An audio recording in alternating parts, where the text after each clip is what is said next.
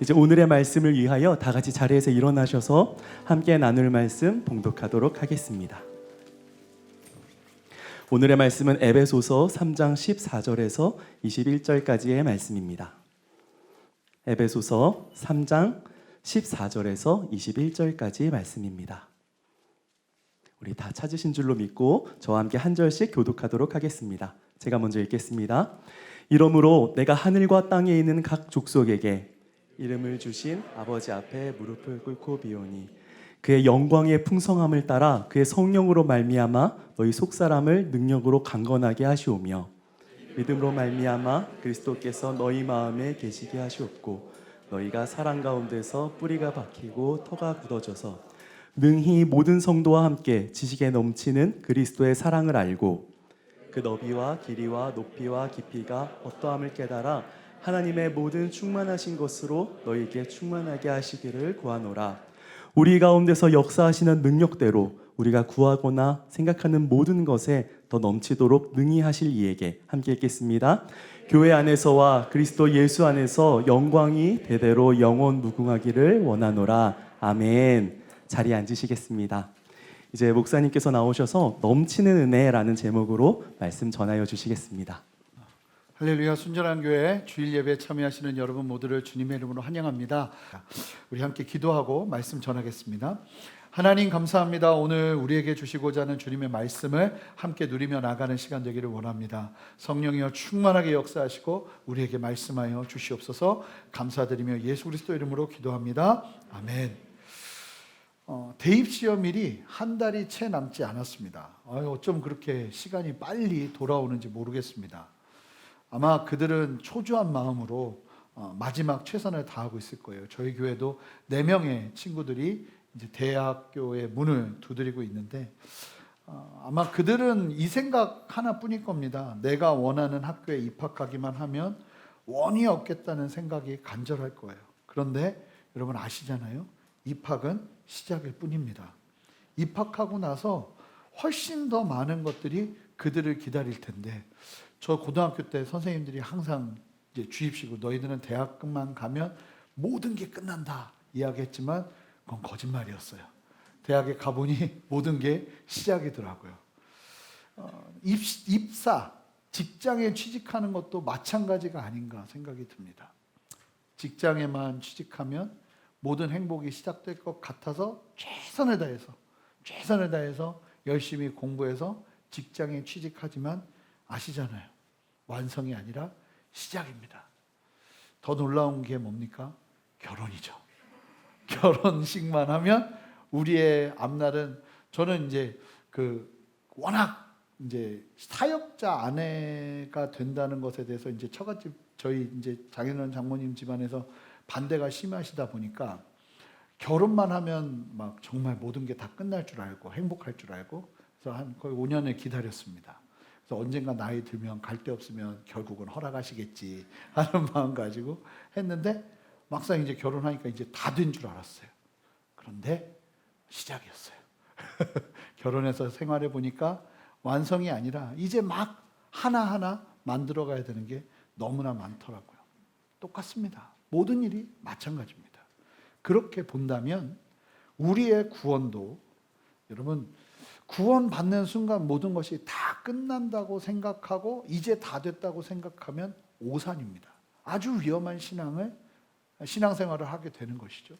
결혼하고 나서 끝났다 생각하고 손 놓으면 결혼 생활 완전히 무너집니다. 입사하고 나서 입사했으니까 끝났다 하고 생각하고 이제 내 마음대로라고 생각하면 이제 큰 코 다치죠. 대학교에 들어가서 이제 입학했으니 끝났다 생각하고 대학교에서 마음껏 내 마음대로 살면 이제 남는 게 하나도 없어지는 것이죠. 구원도 똑같다는 것입니다. 여러분 구원 받는 것도 중요하지만 구원받고 나서 이루어 가야 될 우리가 누려야 될 구원의 역사, 구원의 증거가 얼마나 중요한지 모릅니다. 오늘 말씀을 보면 우리 함께 14절 15절 제가 읽어볼게요. 제가 읽어드릴게요. 오늘은 같이 안 읽고 제가 다 읽어드릴게요. 바울이 기도하는 내용이거든요. 바울이 간구하는 내용인데 뭐라고 간구하면서 이 간구가 도대체 얼마나 중요하길래 이렇게 얘기합니다. 이러므로 내가 하늘과 땅에 있는 각 족속에게 이름을 주신 아버지 앞에 무릎을 꿇고 비노니. 바울은요, 자신에게 주신 하나님의 마음을 가지고 기도하는데, 이게 언제 이 기도가 지금 드러나냐면, 에베소서는 1장부터 3장은 쉽게 말하면 이론이에요. 이론. 특별히 어떤 이론이냐면 구원이 무엇인가를 도전하는 이론들이 담겨져 있어요. 그리고 4장부터 6장까지는 그런 구원받은 성도들이 세상을 어떻게 살아가야 되는가 하는 실제, 실기편이 담겨져 있다고 보시면 돼요. 그런데 우리가 보신 것처럼 1장부터 오늘 본문에 이르기 전까지 끊임없이 구원을 얼마나 깊게 다루었습니까? 이 구원은 우리가 한 것처럼 보이지만 다 하나님이 하신 일이고, 하나님께서 창세전부터 예정하셔서 우리가 다 이해할 수 없는, 그래서 우리를 창세전부터 선택하셔서 우리를 구원하신 사건이다. 그리고 구원받은 성도들은 어떻게 살아가는가? 옛적의 모습, 육신의 모습, 육신의 소욕을 따라 내가 원하는 대로 사는 것이 아니라 하나님의 선하신 뜻을 깨달아 그 뜻을 이루며 살아가는 게 성도들의 삶이다 하는 도전을 하면서 구원이 무엇인지를 쭉 나눴단 말입니다. 그러면서 이제 마지막 기도가 일어나는데, 이 기도는 어떤 기도냐면 구원받은 사람들에게서 일어나야 될 일들이 일어나게 해달라고, 그 기도하는 내용이 오늘 본문이에요. 자, 이제 구원받은 사람들이 주님을 위해서 최선을 다해서 주님과 함께 동행하며 살아가는 삶을 살아가야 되는데, 그 삶이 어떠한 것인지를 이야기하면서 그 삶이 일어날 수 있도록 간구하는 4가지의 간구를 담고 있는 게 오늘 본문 말씀이에요. 근데 이 내용이 얼마나 간절했던지 바울이 뭐라고 말하냐면, 내가 하늘과 땅에 있는 각 족속에게 이름을 주신 아버지 앞에 무릎을 꿇고 빈다고 이야기합니다. 여러분들은 무릎을 꿇고 빈다 하면 우리에게는 익숙한 모습일 수 있지만, 에베소 교인들은요, 바울이 무릎을 꿇고 빈다라고 이야기하면 바로 떠오르는 사건이 있어요. 에베소 교인들은요, 바울이 무릎을 꿇고 빈다는 이야기를 들으면 뭐가 생각나냐면 3차 전도여행 때 그때 있었던 일들이 생각납니다. 자, 3차 전도여행 때 어떤 일이 있었냐면, 바울이 전도여행을 하다가 하나님의 뜻을 발견합니다. 그 하나님의 뜻이 어떻게 보면 굿뉴스라기보다 이 세상의 관점에서 보면 아주 두려울 수 있는 뉴스예요. 뭐냐면 로마로 가는데, 로마로 가서 복음을 전해야 되는데, 하나님께서 바울에게 말씀하신 도전 방법은 그냥 네가 가는 게 아니라 예루살렘에 죄수로 잡혀서 순교의 걸음을 걸어야 될 것을 도전하세요. 그러니까 바울이 그 하나님의 도전 앞에서 철저하게 하나님의 뜻 앞에 굴복합니다. 그리고 3차 전도행을 마치면서 이제 예루살렘으로 들어가서 잡혀 이제 쉽게 말하면 죄수의 신분으로 로마에 갈 수 있는 길을 마련하기 위해서 적진으로, 예루살렘은 바울 잡으려고 혈안이 된 사람들이 잔뜩 모여 있는 곳인데 그곳으로 들어가기로 결정합니다. 그렇게 결정하면서 어떤 일이 있냐면, 이제 예루살렘으로 들어가기 전에 밀레도라는 지역에 바울이 머물러요. 이 밀레도가 어디냐면 에베소에서 조금 아래쪽에 위치한 곳이에요. 하루면 올 수 있는 거리예요. 그 밀레도에 머물러 있을 때 바울이 사람을 보내어서 에베소 교회의 장로들을 초청합니다. 그리고는 에베소 교회의 장로들에게 설교를 하는 내용이 이 사도행전 20장 24절에 나오는데, 무슨 얘기를 하냐면 나는 이제 쉽게 말하면 죽으러 간다. 그래서 사도행전 20장 24절에 이런 고백을 해요. 내가 달려갈 길과 주 예수께 받은 사명, 곧 하나님의 은혜의 복음을 증언하는 일을 마치려 하면은 나의 생명조차 조금 더 귀한 것으로 여기지 않는다. 내 생명을 주님을 위해서 살 것이다. 그러면서 자신이 순교의 길에 설 것을 이야기합니다. 그러면서 이런 말을 해요. 25절 보면 기가 막힌데, 보라 내가 여러분 중에 왕래하며 하나님의 나라를 지금까지는 전파했지만 이제는 여러분이 내 얼굴을 다시는 보지는 못할 것이다. 이야기를 해요. 이제 우리는 못 만난다. 이게 마지막 만남이다. 그러면서 자기가 이제 죽임을 당해야 되는, 예수 그리스도를 위해서 순교의 길을 걸어야 되는 그 모든 상황을 설교하면서 그 명분을 이야기합니다. 그 얘기를 쭉 듣던 에베소 장로들이 어떤 반응을 보이냐면, 제가 그대로 읽어드릴게요. 바울의 설교를 쭉 듣고는 사도행전 20장 36절부터 38절 말씀인데요. 혹시 나오나요? 나오네요. 한 목소리 읽어볼까요? 시작. 이 말을 하는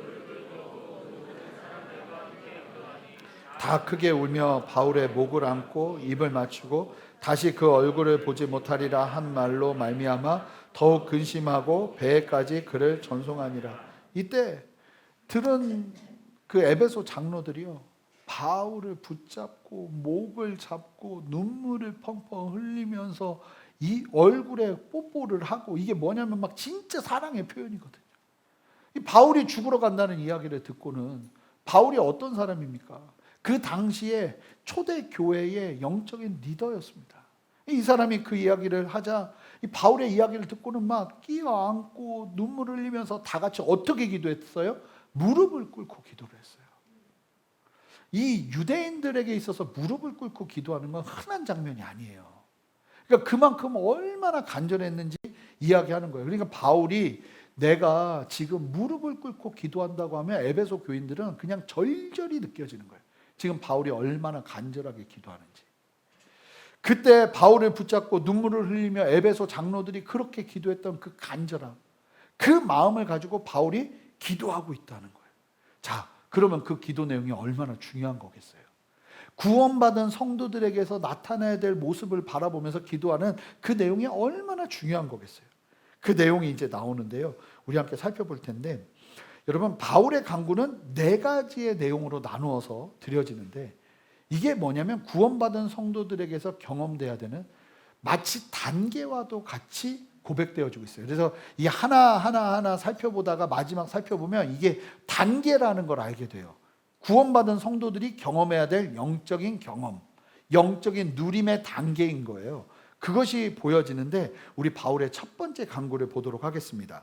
우리 바울의 간구를 볼 텐데 16절 말씀 한 목소리로 여러분 읽어주세요. 시작.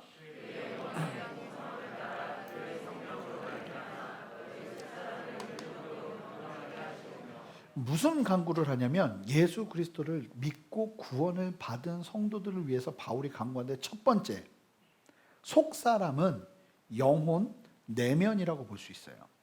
이 내면이 무엇으로 강건해지는지를 알고 그 강건함이 예수 믿은 사람들에게 있을 수 있도록 바울은 기도해요. 여러분, 예수를 믿으면요, 무조건 이 변화가 일어나야 돼요. 어떤 변화냐? 속사람이 강건해지는 변화가 일어나야 됩니다. 아멘. 여러분들 안에 여러분들의 내면이 강건해지는 역사가 일어나야 돼요. 겉은 멀쩡한데요, 속사람은 완전히 죽어있는 사람들이 얼마나 많은지 아십니까? 특별히 우리나라의 경우 작년을 기준으로 해서 보니까 2021년 동안 우울증 발생률이 36.8%로 OECD 국가들 중에 1위를 기록했어요. 근데 더 충격적인 게 뭐냐면 치료율이 OECD 국가 중에 제일 적어요. 무슨 얘기냐면 영적으로, 내면적으로 완전히 문드러진 상태에서 있는 사람들이 치료를 받지 않는다는 거예요. 괜찮은 척하고 지낸다는 거예요.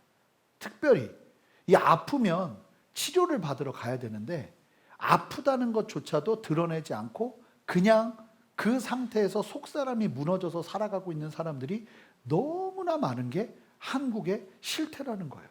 자, 그런데 여러분들에게 질문 드려보고 싶습니다. 무엇이 속사람을 강건하게 하는 것일까요? 그럼 바울이 왜 지금 이 간구를 할까요? 에베소 교인들을, 그리고 그 주변에 있는 교인들을 볼 때 지금 뭐가 필요한가요? 속사람이 연약해져 있는 게 보이니까 강건해지는 게 필요해요. 성경은요, 기억하시기 바랍니다. 참된 구원의 풍성한 은혜가 임하고 하나님의 뜻이 발견되며 우리 안에 성령이 역사하시기 시작할 때 우리의 속사람이 성령 안에서 강건해지는 변화가 일어납니다. 할렐루야. 여러분, 예수 믿기 전까지는 내가 어떠한 모습이었는지 모르지만 분명한 것은 뭐냐면 예수 그리스도를 믿고 난 다음에 내 속사람은 변하게 돼 있어요. 강건하게 변하게 돼 있다는 거예요. 여러분, 마음에 두려움이 찾아오고 깊은 절망이 외부로부터 임할 때 뿐만 아니라 여러분, 잘 보면 인생 살다 보면 내가 부족하고 내가 연약하고 내가 실수해서 일어나는 나의 연약함 때문에 벌어지는 일들도 굉장히 많아요. 그런 것 때문에 절망이 찾아오죠. 우리는 완전하지 않으니까요. 그럴 때 우리에게 정말 필요한 게 무엇인지 아십니까? 다른 게 아닙니다. 성령 충만입니다.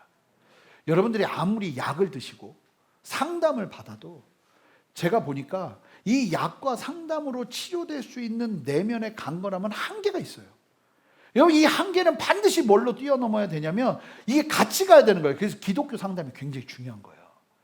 같이 가야 되는 거예요. 성령께서 함께 하시는 만지심과 역사하심 속에서 우리의 내면이 강건해지는 역사가 일어나야 되는 것이에요.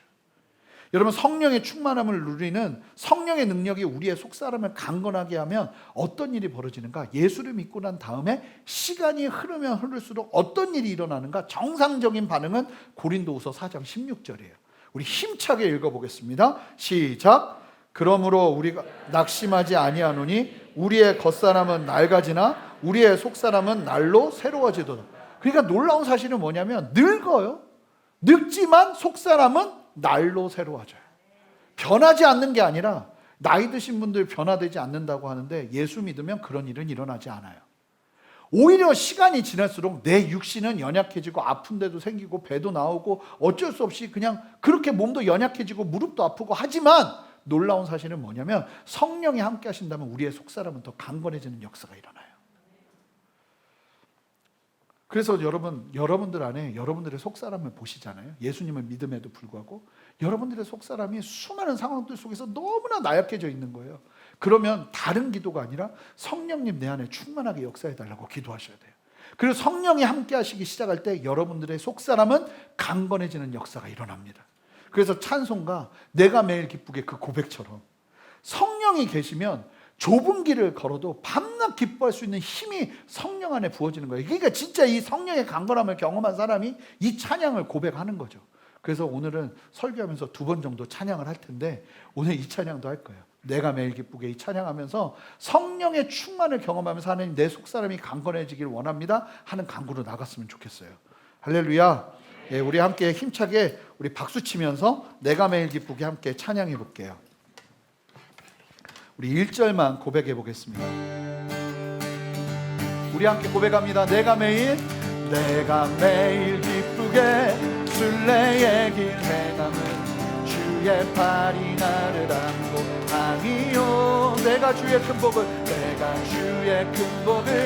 받는 참된 비 주의 영이 더 힘차게 고백합니다. 내가 매일 기쁘게 순례의 길 행함은 주의 팔이 나를 안고 아니요 내가 주의 큰 복을 받는 참된 비결은 주의 영이 함께함이 성령이 계시네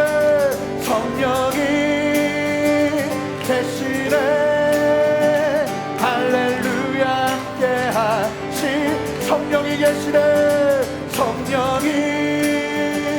계시네 할렐루야 함께하시 좁은 길을 걸으며 밤낮 기뻐하는 것 주의 영이 함께하니 우리 두 손을 듭니다. 성령이 계시네 네 할렐루야 함께하시 좁은 길을 걸으며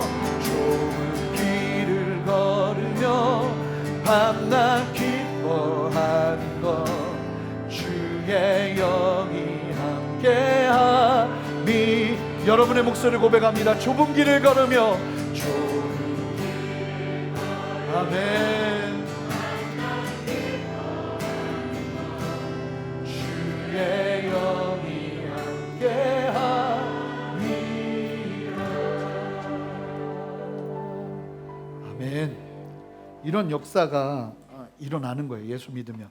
그래서 저 같은 경우도 예수님 믿기 전에는 열등감이 너무 심하고 누구한테 저의 연약함을 드러내는 건 죽기보다 싫고 뭐 상처가 뭐 다 그렇죠. 상처투성이. 근데 참 놀라운 것은 예수 그리스도의 복음이 내 안에 들어오기 시작하면서 제가 이상하게 강건해지더라는 겁니다. 이상하게. 사람들한테 내 연약함을 이야기하는 것도 부끄러움이 아니고 오히려 주님을 자랑할 수 있는 길이 되고 여러분 예수 믿고 나면 이 변화가 반드시 일어나야 돼요. 바울은 이걸 위해서 무릎 꿇고 기도해요. 무릎 꿇고 이 속사람이 강건해지는 역사가 일어나도록. 두 번째는 바울의 두 번째 간구를 보면 17절 함께 읽어보겠습니다. 믿음으로 말미암아 그리스도께서 너희 마음에 계시게 하시옵고 너희가 사랑 가운데서 뿌리가 박히고 터가 굳어져서 예수를 믿어 구원을 받으면요. 먼저 우리가 성령 안에서 내면이 강건해지면서 뭘 누려야 되냐면 삶 속에서 하나님의 사랑을 누려야 돼요. 하나님의 사랑이 여러분들 안에 충만하게 누려지는 은혜들을 경험하셔야 돼요. 그리고 뿐만 아니라 성도들과의 관계 속에서도 건강한 사랑을 계속 누리셔야 돼요. 그 사랑 안에서 우리의 신앙은요, 뿌리가 내려지고 터가 든든해지는 겁니다. 쉽게 흔들리지 않고 든든하게 서는 역사가 일어나는 거예요. 여러분, 사람이 견고해지려면, 내면이 견고해지려면 필요한 게 뭔지 아세요? 강철 훈련을 받는 게 아닙니다.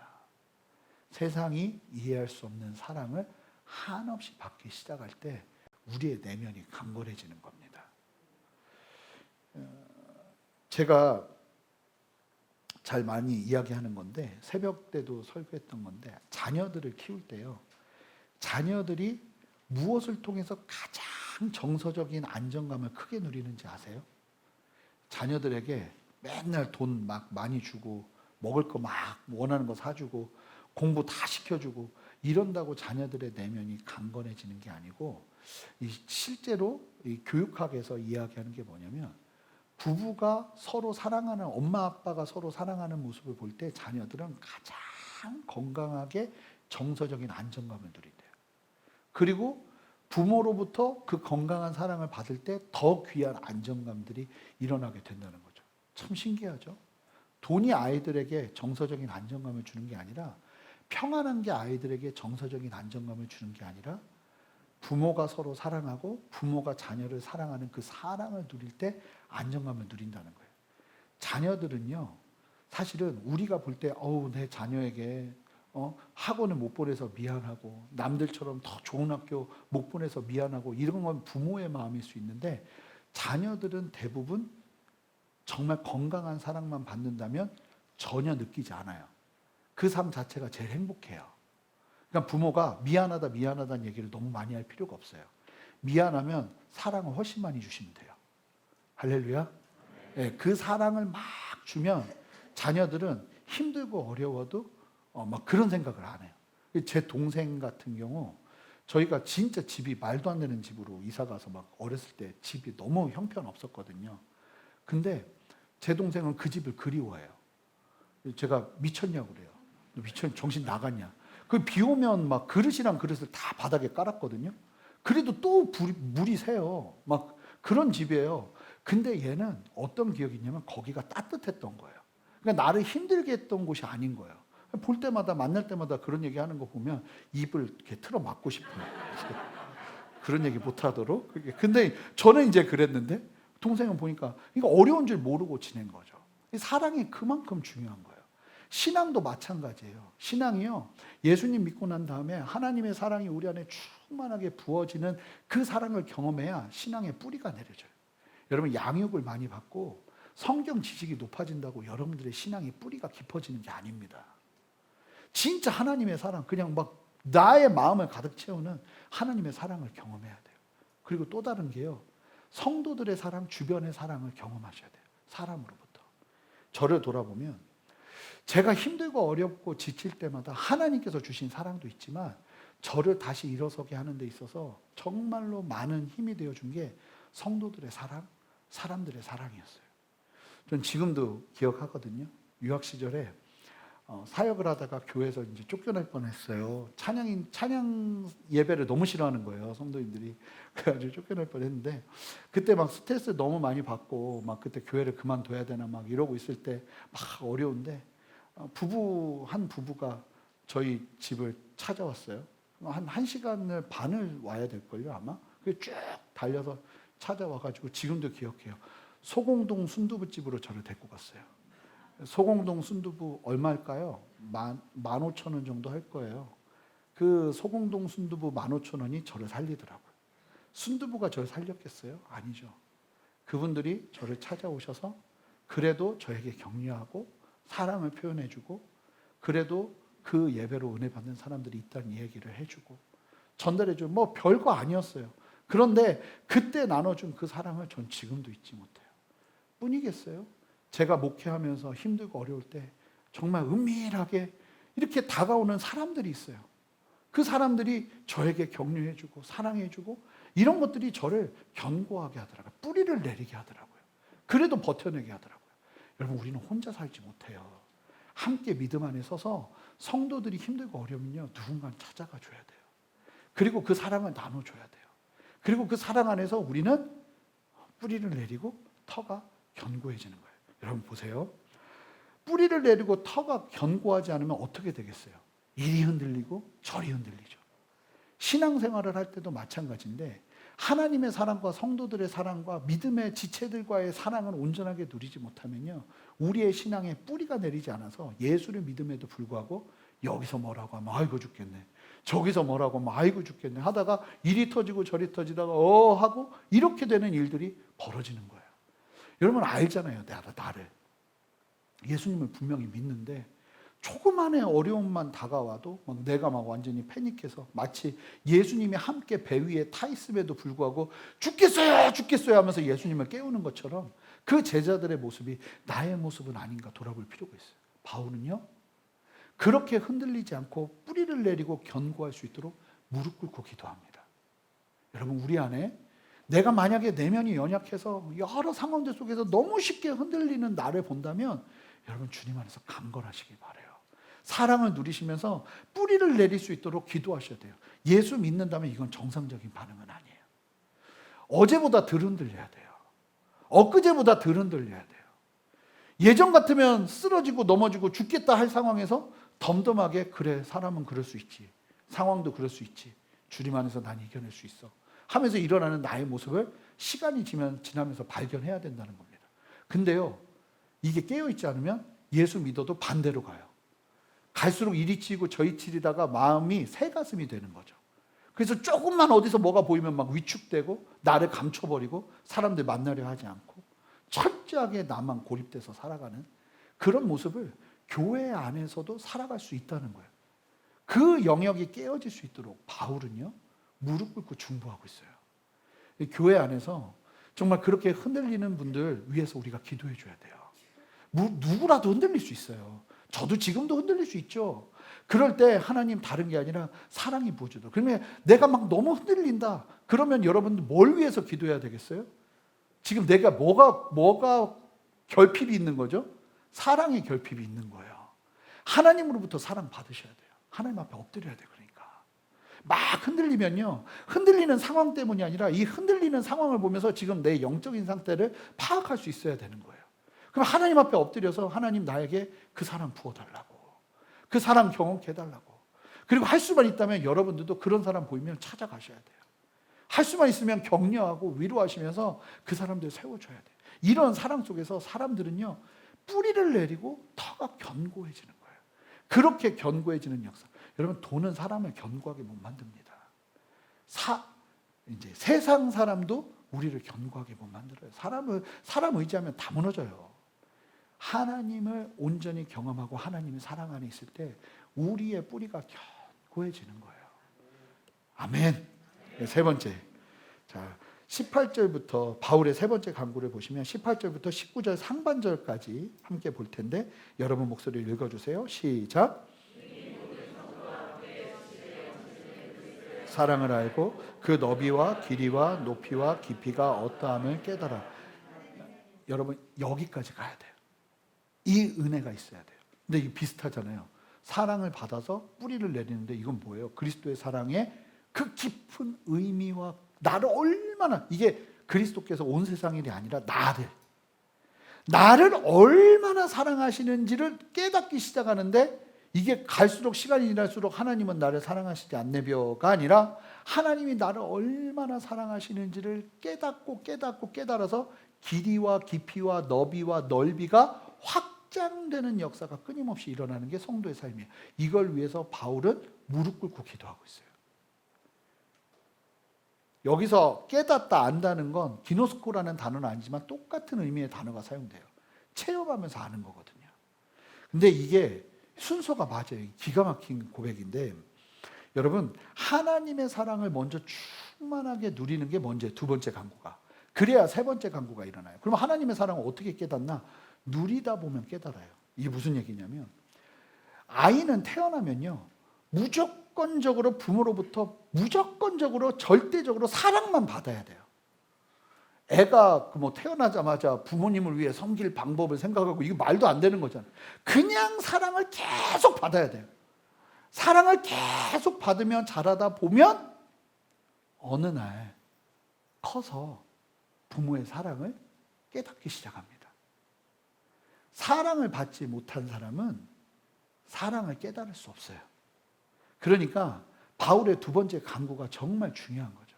그러니까 여러분 예수를 믿고 나면, 예수 그리스도를 구주로 믿고 나면 여러분들의 삶 가운데 정말 충만하게 이루어져야 되는 영역이 뭐냐면 하나님의 사랑을 충만하게 누리는 거예요. 다른 것보다. 하나님이 나를 얼마나 사랑하시는지를 충만하게 누리기 시작하는 거예요. 그 시간이 필요해요. 그러면서 뿌리가 내리고 견고해지는 시간이 필요해요. 그렇게 뿌리가 내리고 견고해지다 보면 우리 안에 어떤 일이 일어나냐면 사랑이 깨달아지는 역사가 일어나는 거예요. 여러분, 깨닫는 너비와 길이와 깊이와 높이가 달라지는 역사. 여러분의 기도 속에 저는 오늘 이 간구를 보면서 이게 굉장히 저한테는 큰 도전이더라고요. 제가 보니까 이 기도를 안 하고 살았더라고요. 바울이 뭘 기도합니까? 살면서 예수님이 나를 얼마나 사랑하시는지 그 너비와 길이와 깊이와 높이를 알게 해달라고 간구하는데 이 간구가 되게 중요한 간구더라고요. 여러분 평생 살아가시면서 이런 간구 하시나요? 하나님, 오늘도 하나님이 얼마나 나를 사랑하시는지를 내가 깨달을 수 있도록 하나님 나에게 그 사랑 부어달라고. 그 기도 혹시 하세요? 저는 안 한 지가 꽤 된 것 같아요. 해본 기억도 많이 없어요. 그런데요, 예수를 믿는다면 이 기도가 살아있어야 돼요. 그리고 삶 속에서 이게 누려져야 돼요. 그래서 여러분, 이런 기도 언제 해보셨나요? 예수님의 그 크신 사랑을 내가 깨닫기를 원한다고. 이 그 크신 하나님의 사랑, 이 찬송가 가사 보면 기가 막히잖아요. 이게 진짜 사랑을 깨달은 사람이 고백하는 고백이거든요. 하늘을 두루마리 삼는데요. 하늘을 두루마리 삼고 바다를 먹물 삼는데요. 그래서 두루마리 된 하늘한테 하나님의 사랑을 막 기록하기 시작하는데 하늘을 두루마리 삼고 바다를 먹물 삼아서 바닷물 다 써도 기록할 수 없는 그 풍성한 하나님의 사랑이 나에게 임했다는 고백이잖아요. 이 기가 막힌 고백이거든요. 그러니까 하나님의 크신 사랑 그 어찌 다 쓸까? 저 하늘 높이 쌓아도 채우지 못하리. 하나님 크신 사랑은 측량 다 못하며 영원히 변치 않는 사람 성도여 찬양하세요. 이 고백이, 이 감탄이 우리의 삶 속에서 반드시 있어야 된다는 거예요. 이게 없잖아요. 하나님이 정말 나를 얼마나 사랑하시는지를 모르고 이 땅을 살아가면 그 사람을 위해서요 무릎 꿇고 금식하고 기도해 줘야 되는 거예요. 바울은 그런 사람들을 위해서 무릎 꿇고 기도하고 있는 거예요. 여러분, 여러분들 안에 이 사랑이 깨달아지십니까? 사모함으로 나가셨으면 좋겠어요. 만약에 그것이 정말 충만하게 누려지지 않는다면 이건요 넘치도록 임하면 임할수록 정말 측량할 수 없는 하나님의 사랑이 우리 안에 경험되는 은혜가 반드시 필요해요. 이건 경험되면요 채워지지가 않아요. 더 큰 목마름으로, 더 큰 목마름으로. 우리 함께 좀 고백해 봤으면 좋겠어요. 그 크신 하나님의 사랑 3절만 좀 고백할 텐데요. 이 고백하면서 하나님 이 고백대로 하나님의 그 크신 사랑을 우리에게 허락해 달라고 함께 고백했으면 좋겠어요. 하늘을 두루마리 삼고 하늘을 두루마리 삼고 바다를 먹물 삼아도 한없는 하나님의 사랑 다 기록한 우리 두 손을 가슴에 대고 고백합니다. 하늘을 두루마리 두루마리 삼고 바다를 먹물 삼아도 한없는 하나님의 사랑 다 기록할 수 없. 우리 고백합시다. 하나님의 크신 사랑 그 어찌 다 저 하늘 높이 쌓아도 저 하늘로 채우지 뭐. 교회와 함께 두 손 들고 고백합시다. 하나님 크신 사랑을 증량다 못하며 영원히 변치 않는 사랑 성도여 찬양. 여러분의 목소리로 고백합니다. 하나님 크신 사랑을 증량다 못하며 영원히 변치 않는 사랑 성도여 찬양하세. 아멘. 이게 이제 노래가 아니라 우리의 삶에서 이게 경험되면서 막 드러나는 거죠. 이게 감출 수 없는 하나님의 사랑이 이해되기 시작하는 거죠. 이게 예수를 믿고 난 사람들의 삶 속에서 반드시 일어나야 되는 일이라는 거예요. 이 일을 위해서 바울이 무릎을 꿇고 기도하고 있는 거예요. 네 번째 바울의 간구를 볼까요? 우리 19절 말씀 한 목소리로 읽습니다. 19절 후반부만 읽어보겠습니다. 하나님의 시작. 하나님의 모든 충만하신 것으로 너희에게 충만하게 하시기를 구하노라. 어디까지 이제 그 사랑의 충만을 경험하기 시작하면 이제 우리 안에 어떤 일이 벌어지냐면 하나님의 충만이 나에게 임하는. 하나님의 충만이 임하기 시작한다는 건 쉽게 말하면 이런 거예요. 베드로후서 1장 4절에 보시면 눈으로 보세요. 신의 성품에 참여하는 신성한 성품, 이거는 하나님의 성품을 말하는 거예요. 하나님의 성품, 하나님을 닮아가기 시작하는 역사가 일어나는 거예요. 예수를 믿는데 하나님을 닮아가는 역사가 일어나지 않으면 이런 사람들을 위해서 무릎 꿇고 기도해야 되는 거예요. 그래서 사실은 이게 거의 이제 단계를 말해주는 것 같죠. 성령으로 말미암아 속사람이 강건해지는 게 우선이에요. 먼저 내가 살고 봐야 되는 거예요, 사실은. 예수 믿고 나면요, 여러분이 사셔야 돼요. 여러분이 내면적으로나 여러 상황들 속에서 여러분의 속사람이 살아나야 돼요. 그리고 그 사랑이 더 깊이 부음받아서 여러분들의 믿음이 뿌리를 내리고 터가 견고해지는 역사가 일어나야 돼요. 그러다 보면 하나님의 사랑을 깨닫기 시작해요.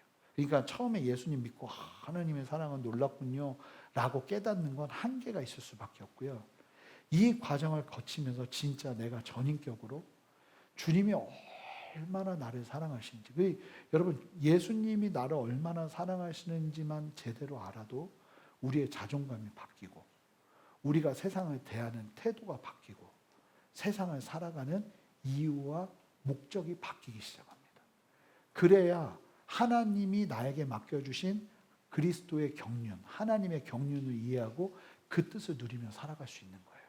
그 사랑을 깊이 깨달을 때. 그러면서 우리의 삶에 뭐가 일어나는 거예요? 하나님의 충만이 나의 충만이 되어 내가 예수님을 닮아가는.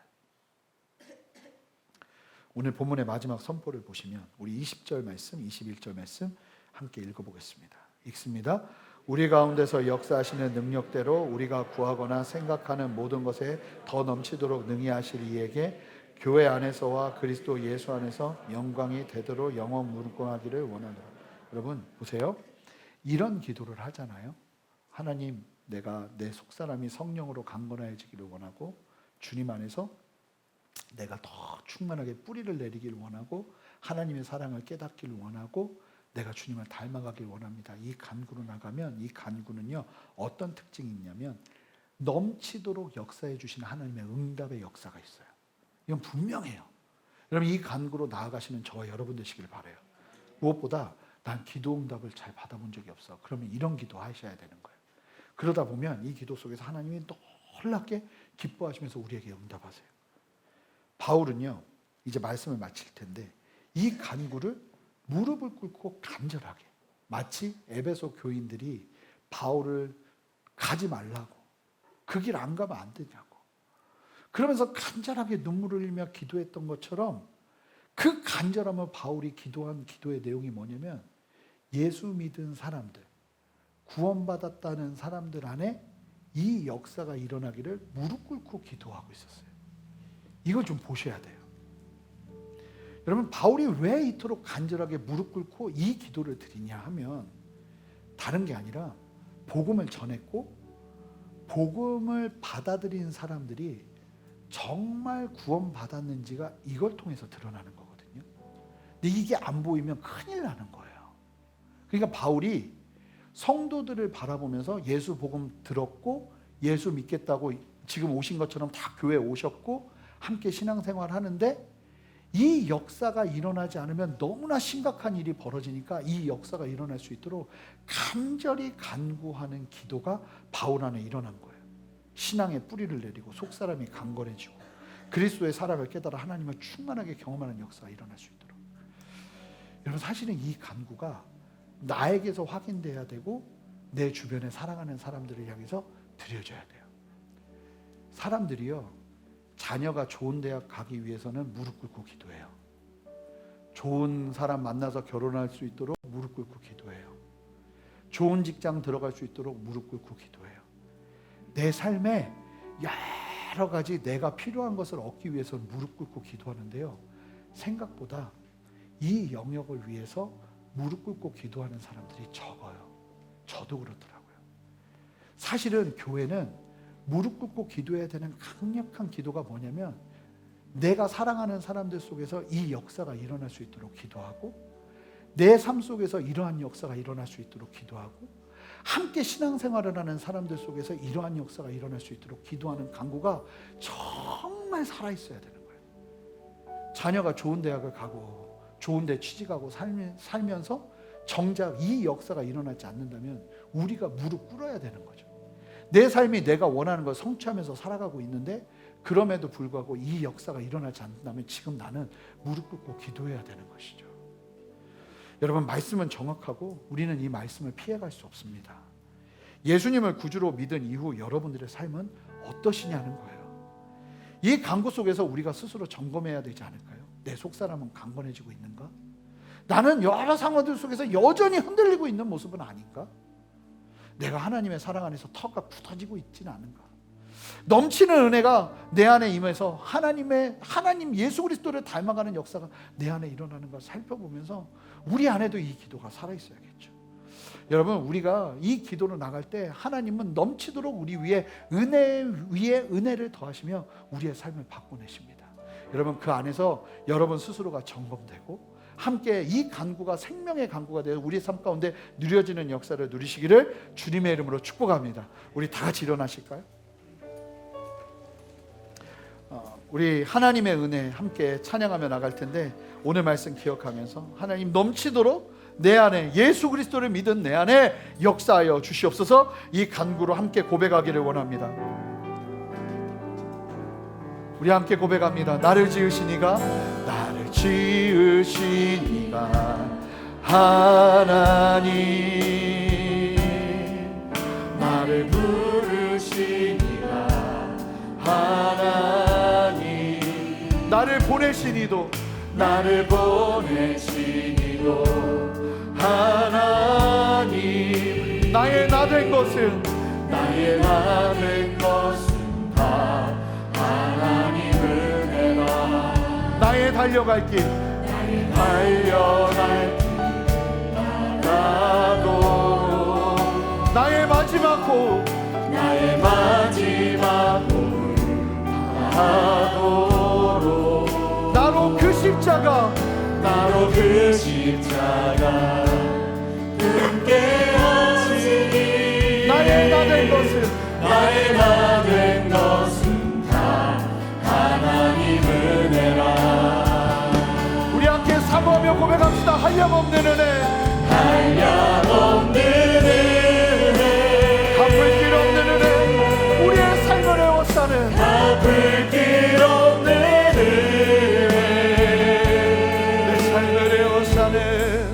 내 삶을 에워싸는 아멘. 하나님의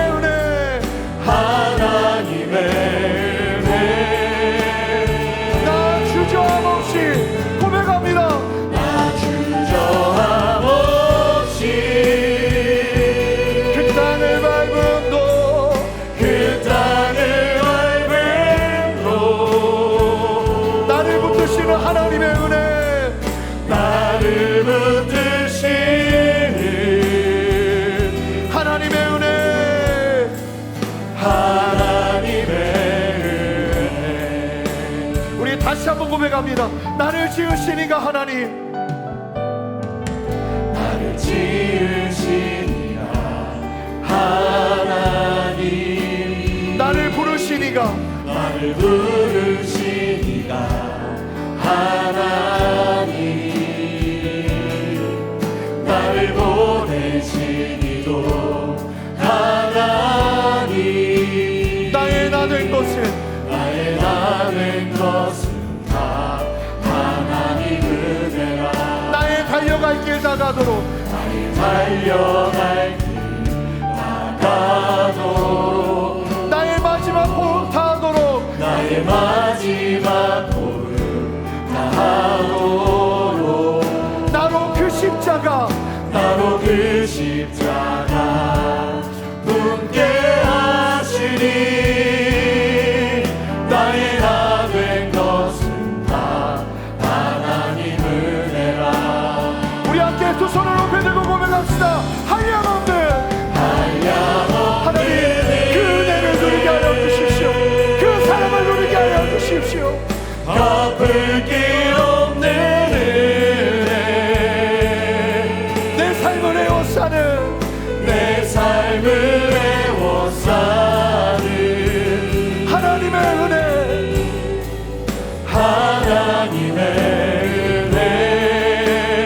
나 주저함 없이, 나 주저함 없이 주님을 섬김도 고백합니다. 주님을 섬김도, 주님을 섬김도, 나를 붙드시는, 나를 붙드시는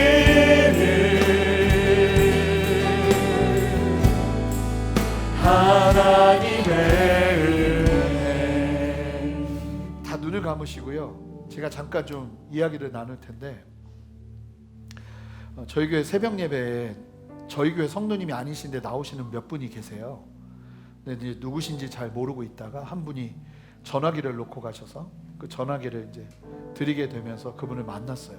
네, 만났는데 그분이 얘기를 하는데 남편분은 파킨슨 병에 걸리고, 그리고 본인은 권사님이시고 신앙생활을 정말 열심히 했대요.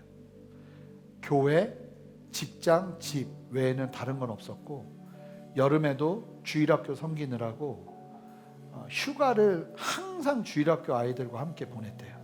그러면서 진짜 내가 열심히 예수님 섬기는 줄 알고 그렇게 나는 하나님의 사람이라고 생각하고 신앙생활을 하고 살았는데, 갱년기가 오면서 내면의 변화가 일어나기 시작하는데 불신이 일어나고, 내일 죽지 못한 게 후회가 될 정도로 나 죽여달라고 하기 시작하고 너무 놀랬다는 거예요. 그런데 이 얼마나 중요한지, 예수님을 진짜 나의 구주로 믿는다는 게, 그게 해결되고 나니까 진짜 내가 신앙생활을 어떻게 했는지를 보았고, 또 저희 교회 와서 같이 예배를 드리다 보니까 이 너무나 맞는 말씀 앞에서 진짜 이거밖에 중요한 게 뭐 있나. 남편분이 병에 걸렸지만 다른 기도하는 게 아니라 남편에게 끊임없이 진짜 예수 그리스도를 나의 구주로 믿어야 된다고, 그 구원의 역사가 일어나야 된다고 그 얘기만 한다고 눈물을 글썽이면서 그 짧은 시간에 저하고 같이 서서 그 얘기를 하시는데, 어디 그분만의 이야기겠어요? 신앙생활을 했는데 바울이 왜 무릎을 꿇고 이렇게 간절히 기도하겠어요? 예수를 믿는다고 하면서 그 큰 어려움을 당하는 상황들, 그 상황들마저도 마다하지 않고 살아가는 그 사람들의 그 내면 안에 실제로 일어나야 되는 구원의 역사가 보이지 않으니까, 이 안타까움에, 간절함에 그 역사가 일어나기를 소망하면서 무릎을 꿇고 기도하는 것 아닙니까? 우리의 신앙을 좀 돌아보면서, 하나님, 내 안에 예수 그리스도의 복음이 내 안에 주어짐으로 말미암아 내가 예수를 믿고 구원받아 일어나게 되는 이 네 가지의 간구의 내용들이 내 안에서 누려지기를 원하오니 하나님, 나를 돌아보게 하여 주시옵소서. 다른 무엇보다 나의 심령이 십자가 앞에서 온전하게 살아나기를 원합니다. 십자가의 구원 앞에서 한 약간치 흔들림도 없이 내가 구원받았음을, 그리고 그 구원의 역사를 온전하게 누리며 주님 앞에 서기를 원합니다. 주님, 나를 붙들어 주시옵소서. 함께 두 손을 듭시다. 다른 무엇보다 내가 그 십자가의 복음 안에서 이 네 가지의 간구가 누려지기를 원하오니 주여 나를 새롭게 하여 주시옵소서. 함께 주님의 이름 한번 크게 부르며 간절히 기도합니다. 주여, 주님 우리를 세워주시옵소서. 주님 우리를 살려주시옵소서. 하나님의 말씀과 하나님의 진리 안에서 아버지, 우리가 정말 예수 그리스도를 구주로 믿었다면, 예수 그리스도를 나의 구주로 인정했다면, 내 대면이 주님 안에서 강건하여지고 내가 신앙의 뿌리를 내리고 흔들림 없이 이 땅을 살아가며 하나님의 사랑을 누리는 날고 주님이 나를 얼마나 사랑하시는지를 깨달으며 담대해지는 역사, 주님을 닮아가는 역사가 있어야 해. 하나님, 내 안에 무엇이 있는지 돌아보게 하시고, 아버지는 내 안에 무엇이 없다면 마음을 치고 무릎을 꿇고 기도하며 주님 앞에 엎드릴 수 있는 참된 은혜로 허락하여 주시기를 원하오니 주여 역사하시고 함께하여 주시옵소서. 함께하시는 주님을 찬양합니다. 역사하시는 주님을 찬양합니다. 주님, 나를 붙들어 주시옵소서. 하나님, 역사하여 주시옵소서. 하나님, 이 기도가 살아나게 하여 주시옵소서. 하나님, 이 기도가 살아나게 하여 주시옵소서. 하나님. 두 번째로 우리가 함께 기도할 텐데, 여러분 안심하고 계시죠? 이 영역이 보여지지 않는데도 안심하고 사는 거예요. 돈 잘 버니까, 먹고 사는데 문제 없으니까, 잘 지내고 있으니까. 여러분, 이걸 우리가 완전히 깨뜨리고 우리 안에 무릎 꿇어야 될 또 다른 이유, 이 생명의 이유를 가지고 우리가 주님 앞에 나아가야 하지 않겠습니까? 나의 사랑하는 사람들, 나의 사랑하는 자녀, 나의 사랑하는 남편, 나의 사랑하는 아내, 나의 사랑하는 부모님, 우리 청년들, 나의 사랑하는 사람들, 동역자들, 이들 안에 이 역사가 일어날 수 있도록 무릎 꿇는 참된 무릎 꿇음이 우리 안에 일어나야 하지 않겠습니까? 하나님, 내가 다른 것 보고 안심하는 것이 아니라 이 역사를 보고 안심할 수 있는 영적인 깨어남이 일어나기를 원하오니 주여 나를 깨워 주시옵소서. 아버지, 내가 무릎을 꿇고 기도하겠습니다. 금식을 하며 기도하겠습니다. 마음을 찢으며 기도하겠습니다. 하나님, 이 역사가 내 안에 일어나게 하여 주십시오. 내가 변화되기를 원합니다. 다시 한번 기도합니다. 주님의 이름 한번 부릅니다. 주여, 주님 우리 안에 역사하여 주시옵소서.